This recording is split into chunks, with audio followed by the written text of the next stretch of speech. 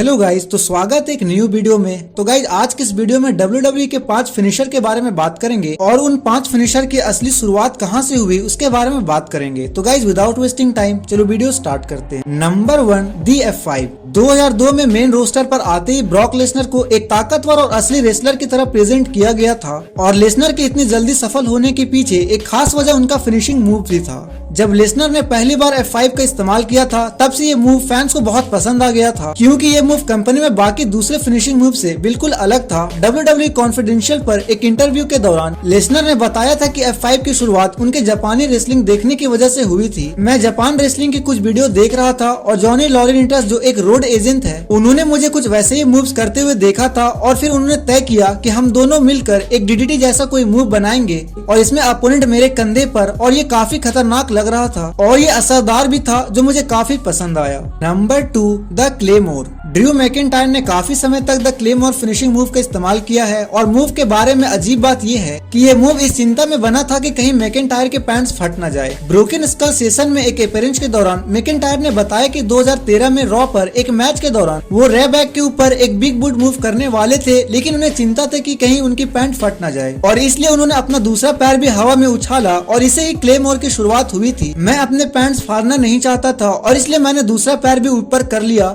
मैंने अपने अपोनेंट को नॉकआउट तो कर दिया था और उसके साथ साथ खुद को भी मुझे याद है मैं उठा था। उस मूव के बाद मैं एक आर्म विंगर कर रहा था। मैंने वो हाथ छोड़ा, रिंग की दूसरी तरफ गया, टेक आउट किया और जमीन पर गिर गया क्योंकि मैंने खुद को ही नॉकआउट कर लिया था। मैं पीछे पहुंचा और किसी ने मुझसे कहा, अगर तुम ये मूव खुद को मारे बिना कर सकते हो तो ये तुम्हारा मूव कमाल का है। समय के साथ ही क्लेमोर ड्रू मैकिंटायर का प्राइमरी फिनिशिंग मूव बन गया और इसी मूव से उन्होंने WWE में 2 वर्ल्ड टाइटल भी अपने नाम किए हैं। Number 3 the styles clash. The style clash modern era के सबसे आइकॉनिक और जाने माने मूव में से एक है। एजे स्टाइल ने अपने इस ट्रेडमार्क फिनिशर को बहुत सारे प्रमोशन में इस्तेमाल किया है, जैसे TNA, new Japan pro wrestling और जाहिर तौर पर WWE में भी।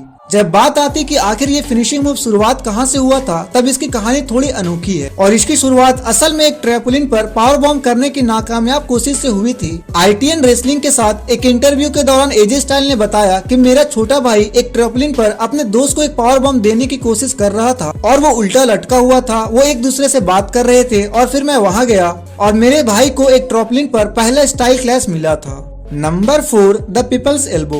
रॉक के किरदार को पीपल्स एल्बो मूव के बिना एटीट्यूड एरा में इतने सफल होते हुए सोचना थोड़ा मुश्किल है। रॉक की अतरंगी हरकतों की वजह से द पीपल्स एल्बो लोगों को बहुत पसंद आई थी। ये मूव WWE के इतिहास में सबसे ज्यादा बार करे जाने वाले मूव में से एक है। ट्रिपल एच और द अंडरटेकर जैसे लेजेंड के मुताबिक द रॉक ने एटीट्यूड एरा में इस मूव का इस्तेमाल दूसरे रेसलर का किरदार तोड़ने के लिए किया था, लेकिन अंत में ये उनका परमानेंट फिनिशिंग मूव भी बन गया और फैंस को ये मूव का कंसेप्ट बहुत पसंद आया था। The people's elbow the rock के 2 मेन फिनिशर में से एक बन गया, क्योंकि वो ज्यादातर रॉक बॉटम का इस्तेमाल करते थे जो एक मूव के तौर पर ज्यादा असरदार था और इस मूव के पिछले 2 दशकों में कई और रेसलर ने करने की कोशिश करी है। Number 5 the skull crushing finale. The Miz को अपने लायक फिनिशिंग मूव ढूंढने में काफी समय लगा था। शुरुआत में द मिज बहुत सारे मूव्स को अपने फिनिशर की तरह इस्तेमाल करते थे, जैसे कि द रियलिटी चेक और विजार्डो फ्रॉक्स। ये सारे मूव्स बिल्कुल सही नहीं लगते थे और जब द मिज ने डीन मेलेंको और आर एंडरसन के साथ मिलकर नए मूव्स के बारे में सोच रहे थे, तब उन्हें द स्कल क्रशिंग फिनाले का ख्याल आया था। द मिज ने इस मूव की शुरुआत के बारे में टिकटॉक पर बात करते हुए बताया, मैं डीन मेलेंको और आर एंडरसन के साथ गया था और हर लाइव इवेंट और हर TV show Monday night Raw के बाद हम बस सोचते रहते थे कि एक नए फिनिशर के बारे में। उनका पहला आइडिया एक नी DDT का था